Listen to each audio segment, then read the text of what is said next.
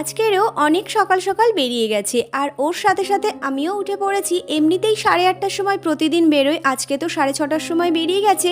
ও বেরিয়ে যাওয়ার পর ওকে একটু আগিয়ে দিয়ে আমি এই যে ঘরে এসে জানালাটা খুলে বেশ কিছুক্ষণ বসেছিলাম বিছানায়। তারপর উঠে এই যে ঘরটা একটু ঝাড় দিয়ে নিলাম। তারপর ঘরটা মুছে এই এতগুলো জামা কাপড় বের করেছি, সমস্ত কিছু আজকের কাচা ধোয়া করব। কদিন ধরে ভাবছি জানো সমস্ত জামা কাপড়গুলো কাচা ধোয়া করব, একেবারে এক জায়গায় জড়োসড়ো হয়েছিল। তো আজকে সকাল থেকে ওয়েদারটা বেশ ভালো, তো আমি না একেবারে সকাল সকাল জামা কাপড়গুলো কাচা ধোয়া করে নিয়েছি।